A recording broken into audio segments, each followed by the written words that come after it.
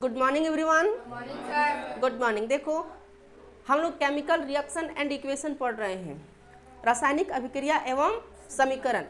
और रासायनिक अभिक्रिया एवं समीकरण में हम लोग पिछला क्लास में देखे थे कि रासायनिक अभिक्रिया किसको कहते हैं। अभिक्रिया डेट मीन्स रिएक्शन कितने प्रकार के होते हैं। उसके बाद हम लोग देखे थे कि रासायनिक अभिक्रिया किसे कहते हैं और भौतिक अभिक्रिया किसे कहते हैं, फिजिकल रिएक्शन किसको कहते हैं और केमिकल रिएक्शन किसको कहते हैं। हम लोग उसका कुछ एग्जाम्पल देखे थे, दूध, अंगूर वगैरह, डाइजेशन वगैरह का एग्जाम्पल हम लोग देखे हैं ना। अभी की क्लास में हम लोग देखेंगे कि रासायनिक अभिक्रिया में क्या क्या परिवर्तन होता है, what changes in chemical reaction. तो हम क्या करेंगे, इसको प्रैक्टिकली देखेंगे। प्रैक्टिकली हम तुम लोग को दिखाएंगे कि क्या क्या चेंज हो रहा है, तुम लोग खुद बताना कि क्या क्या उसमें चेंज देखने को मिल रहा है। हम क्या करेंगे, एक पेपर को बर्न करेंगे, एक पेपर को जलाएंगे और जलाने के बाद वहाँ पर तुम लोग को बताएंगे कि कैसे रासायनिक अभिक्रिया में क्या क्या परिवर्तन होता है। ध्यान से देखना, गौर से देखना, हम पेपर को क्या कर रहे हैं, जला रहे हैं। देखो, एक प्लेट ले लिए हैं और इसमें क्या है, पेपर, ये इंक वाला है, ये वाला अच्छा जलेगा, ज़्यादा देर तक जलेगा, इसलिए इसको लिए हैं।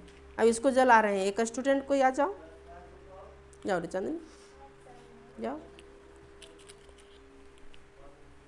पकड़ो इसको।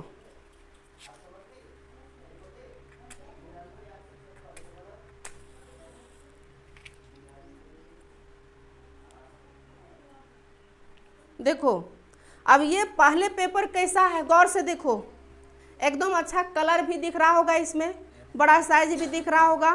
गरम है क्या, नहीं है। लेकिन अब इसको हम जलाएंगे तो इसमें अब तुम ही लोग देखना क्या क्या चेंजेज हो रहा है। यहाँ पर यदि देखोगे तो ये पेपर धीरे धीरे गर्म होकर के जल रहा है और यहाँ से गैस निकल रहा है, धुआं निकल रहा है ना। गौर से जब देखोगे तो यहाँ से धुआं निकल रहा है। इसके अलावा ये पेपर जब जला तो देखो ये करिया हो गया, काला हो गया।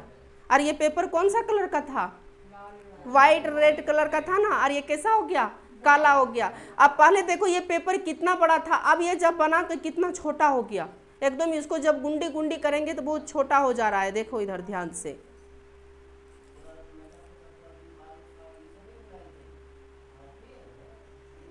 जल ही रहा है लेकिन प्लेट गर्म हो जा रहा है।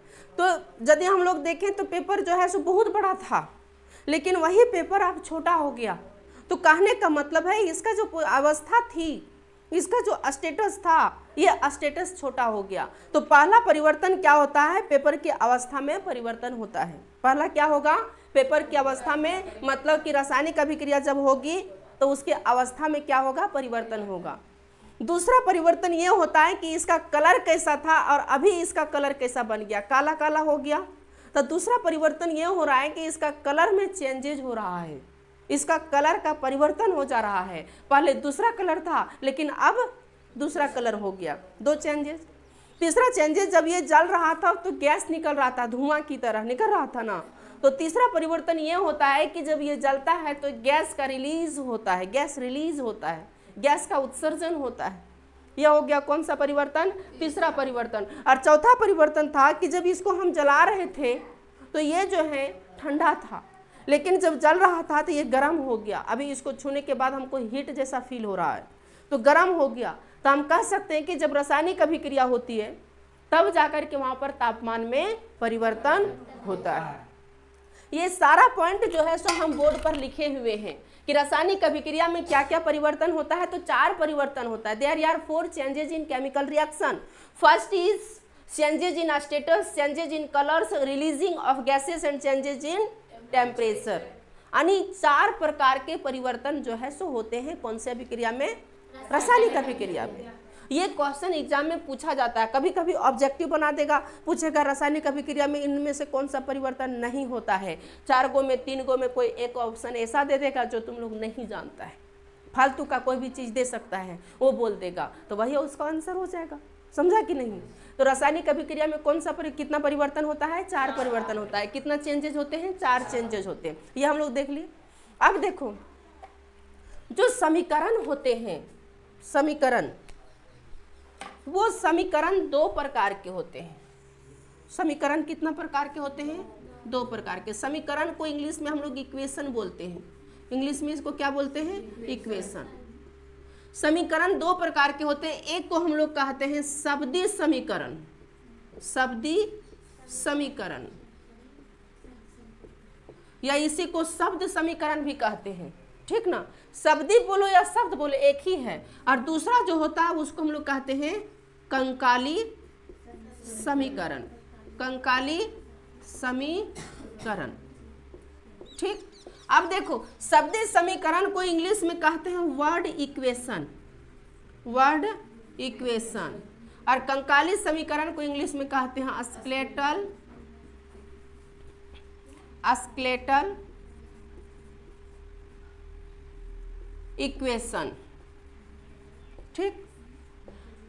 लेकिन बात यह है कि शब्दी समीकरण किसको बोलेंगे और कंकाली समीकरण किसको बोलेंगे, किसको हम लोग वर्ड इक्वेशन बोलेंगे और किसको हम लोग स्केलेटल इक्वेशन बोलेंगे।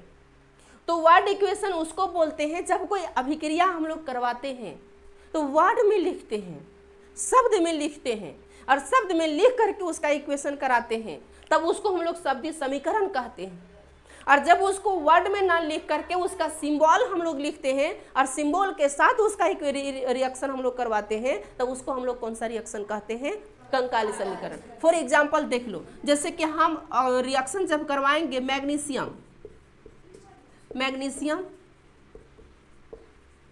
Plus oxygen, magnesium plus oxygen, तो जब ये रिएक्शन करेगा तो रिएक्शन करने के बाद मैग्नीशियम ऑक्साइड बनेगा, मैग्नीशियम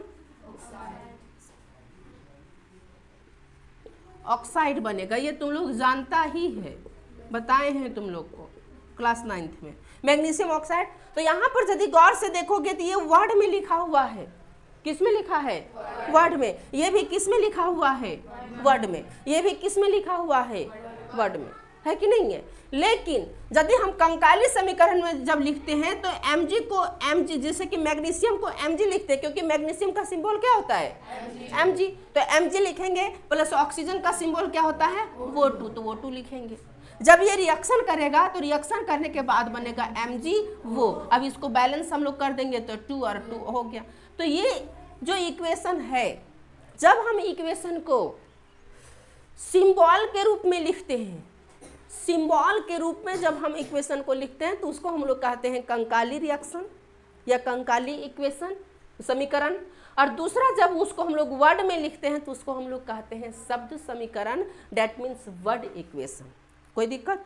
तो कहीं पूछेगा शब्द समीकरण किसे कहते हैं, तो बोलेंगे जब हम अभिक्रिया करवाते समय समीकरण को शब्द में लिखते हैं तो उसको हम लोग कहते हैं शब्द समीकरण, और जब अभिक्रिया कराते समय इक्वेशन को या समीकरण को प्रतीक में लिखते हैं, सिंबल में लिखते हैं, तो उसको हम लोग कौन सा समीकरण कहते हैं, कंकाली समीकरण। यहाँ तक किसी को कोई दिक्कत, कोई आपत्ति?